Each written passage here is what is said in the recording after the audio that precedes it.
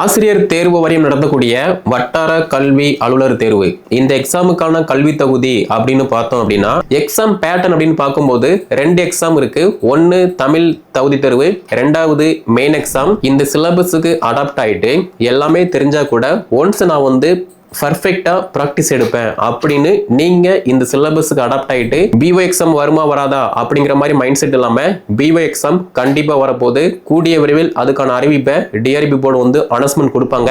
தமிழ் தகுதி தேர்வுக்கு நம்ம ஃபர்ஸ்ட் ஸ்டெப்பா ஷெட்யூல் பப்ளிஷ் பண்ண போறோம். குரூப்ல அவைலபிளா இருக்கும். ஆல்ரெடி அந்த பேஜ்ல உள்ள டீச்சர்ஸ் அதை பர்ஃபெக்டா ஃபாலோ பண்ணுங்க.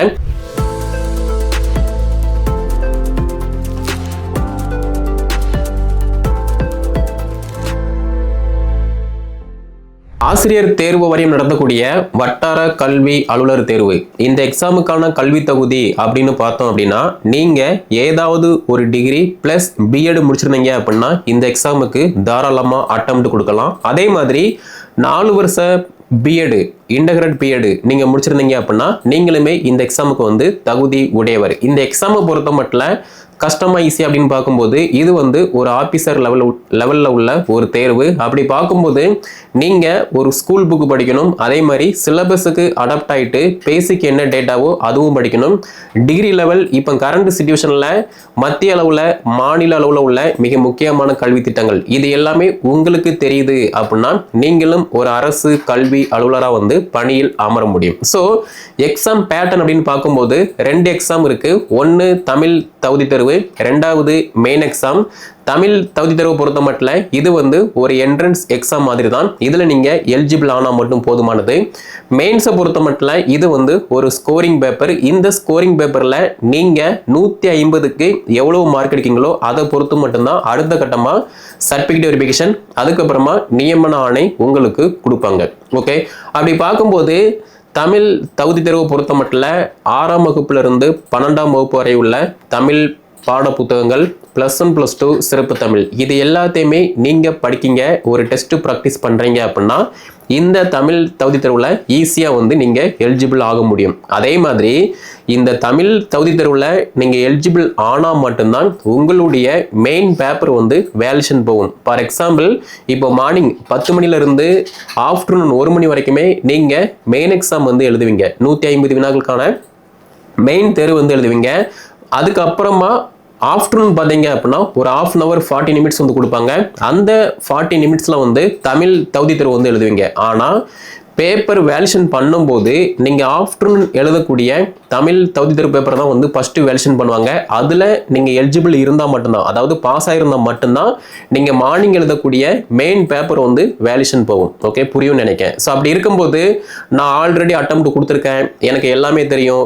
டிஎன்பிசி குரூப் 4க்கு படித்தேன், குரூப் 2க்கு படித்தேன், குரூப் 1க்கு படித்தேன், நான் ஸ்கூல்ல ஒர்க் பண்றேன், எனக்கு எல்லாமே தெரியும். இந்த மாதிரி மைண்ட் செட் இல்லாம இந்த சிலபஸுக்கு அடாப்ட் ஆயிட்டு எல்லாமே தெரிஞ்சா கூட ஒன்ஸ் நான் பர்ஃபெக்டா பிராக்டிஸ் எடுப்பேன் அப்படின்னு நீங்க இந்த சிலபஸுக்கு அடாப்ட் ஆயிட்டு எக்ஸாமுக்கு அடாப்ட் ஆயிட்டு நீங்க பிராக்டிஸ் பண்றீங்க அப்படின்னா உங்களால ஈஸியா பாஸ் பண்ண முடியும். ஆல்ரெடி இந்த பிஓ எக்ஸாமுக்கு நம்முடைய அகாடமி சார்பா அப்துல் கலாம் பேஜ் அவைலபிளா இருக்கு. இதுல இருக்கக்கூடிய டீச்சர்ஸ் எல்லாத்துக்குமே பாத்தீங்கன்னா தமிழ் தகுதி தேர்வு கால அட்டவணை இந்த வீடியோ பப்ளிஷ் ஆகிற டைம்ல உங்களுடைய குரூப்ல அவைலபிளா இருக்கும். அதை நீங்க டவுன்லோட் பண்ணி தமிழ் தகுதி தேர்வுக்கு இப்ப இருந்தே நீங்க பிராக்டிஸ் பண்ற மாதிரி இருக்கும். ஸோ தமிழ் எலிஜிபிலிட்டி டெஸ்ட்டை பொறுத்த மட்டும் அதுக்கான ஷெடியூல் எல்லாமே நாங்கள் கொடுத்துருவோம். நீங்கள் ஸ்கூல் புக்கு படிக்கிற மாதிரி இருக்கும். ஏன்னா இப்போ உள்ள ஸ்கூல் புக்கு மஸ்ட் இம்பார்ட்டன்ஸ் எல்லாமே நியூ லெசன்ஸ் இருக்குது. அதாவது நியூ புக்கு ஃபஸ்ட்டு 9 லெசன் இருந்துச்சு, இப்போ 7 லெசன் அவைலபிளாக இருக்குது. அப்போ அது எல்லாத்தையுமே நீங்கள் படிக்கிற மாதிரி இருக்கும். உங்களுக்கு தனிப்பட்ட முறையில் இல்லைனா அந்த பேஜில் ஓஎம்ஆர் சீட்டு அனுப்பியிருப்பாங்க, அதை நீங்கள் பிரிண்ட் அவுட் போட்டு வச்சுக்கிறணும். உங்களுக்குன்னு சொல்லி டெஸ்ட்டை நாங்கள் கான்டாக்ட் பண்ணுவோம். அந்த டெஸ்ட்டை நீங்கள் ஓஎம்ஆர் சீட்டில் ப்ராக்டிஸ் பண்ற மாதிரி இருக்கும். ஸோ தமிழ் தகுதி தேர்வு பொறுத்த மட்டும் எல்லாமே நீங்க படிக்கிற மாதிரி இருக்கும். டெஸ்ட் ஷெட்யூல் கொடுத்துருவோம். அந்த டெஸ்ட் ஷெட்யூலை ஃபாலோ பண்ணி நீங்க படிக்கணும். டெஸ்ட் மட்டும் நாங்க கான்டாக்ட் பண்ணுவோம். அந்த டெஸ்ட்டை நீங்க ப்ராக்டிஸ் பண்ற மாதிரி இருக்கும். ஓகேவா? ஸோ இது மஸ்ட் இம்பார்ட்டன்ஸ். பிஒய் எக்ஸாம் வருமா வராதா அப்படிங்கிற மாதிரி மைண்ட் செட் இல்லாம பிஒய் எக்ஸாம் கண்டிப்பா வரப்போகுது. கூடிய விரைவில் அதுக்கான அறிவிப்பை டிஆர்பி போர்டு அனௌன்ஸ்மெண்ட் கொடுப்பாங்க.